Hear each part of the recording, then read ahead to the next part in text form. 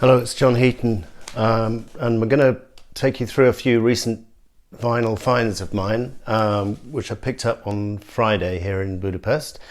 But before I do that, I just want to say a few words about the video I made last night, and it was intended as a bit of humour, and it kind of backfired, I think, because a lot of you weren't familiar with Invisible Ray's channel and the fact that what he used to do is have a clip of me saying it's altogether pointless, and that became one of the features of his videos alongside the London Weekend Television theme music and the Crown Court music and Garbage Day and all that. But anyway, a lot of people took it seriously, and I apologise. Didn't want if I alarmed any of you, and I just want to tell you I'm fine, and thank you very much for all the comments that you made. I won't pretend that I don't have the occasional moment of self-doubt about what I'm doing, whether what I'm doing is useful or not. But for the most part, I'm encouraged by all you guys out there supporting me and watching my videos. So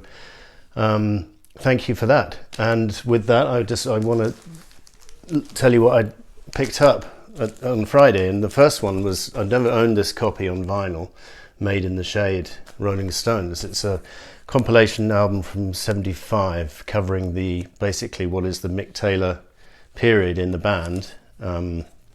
Although he joined in '69, he wasn't on Let It Bleed much, and hit the albums which he really featured on strongly were Sticky Fingers, Exile, Goat's Head Soup, and It's Only Rock and Roll. And it's from those four albums that these 10 tracks have been taken.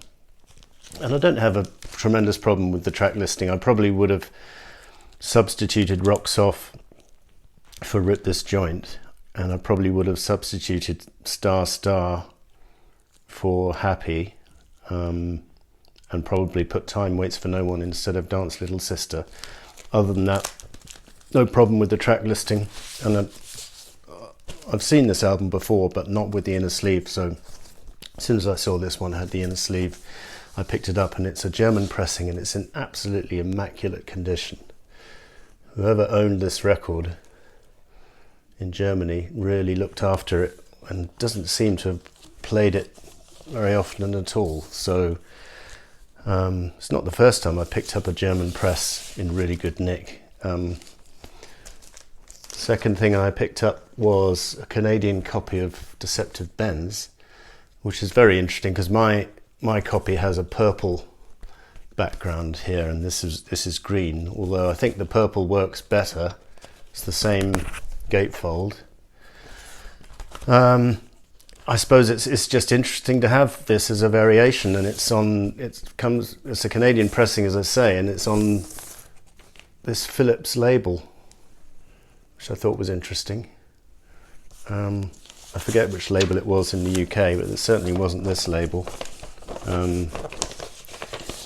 And it comes with the lyric sheet, and I was just happy to pick up an alternative cover. Never realised that this cover existed, even though I think the green doesn't really work, to be honest with you. I think I prefer the original purple thing, but it was hard to resist. And the next thing I picked up, the last thing, was from the Stranglers. This is a live album from 1988, and I didn't even realise this album existed. And it comes with the inner sleeve, and that's the label, Epic.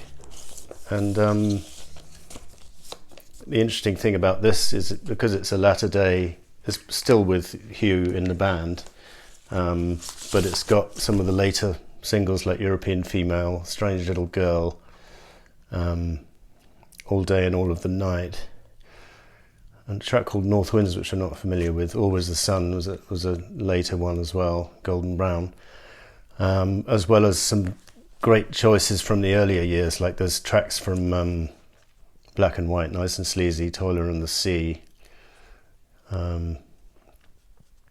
So good track listing, happy with this, and an interesting gatefold. This is the back cover, interesting gatefold.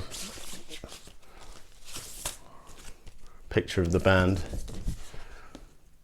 I think Hugh Corn was to leave in 1990, if I remember correctly. So this is one of the last things he did with the band. So picked these 3 up from a shop called Vintage Records, I think that's the name of it. It's on the main street going from Blaha to Octagon, sort of hidden away off the main street. You have to go into an alley and go around the corner, and a nice guy owns the shop, and he told me he was going to be getting a big shipment in from Germany of secondhand stuff, so he advised me to come back in a couple of weeks, which I shall do, and I shall let you know if I find anything interesting. So thanks for watching, and we'll see you next time.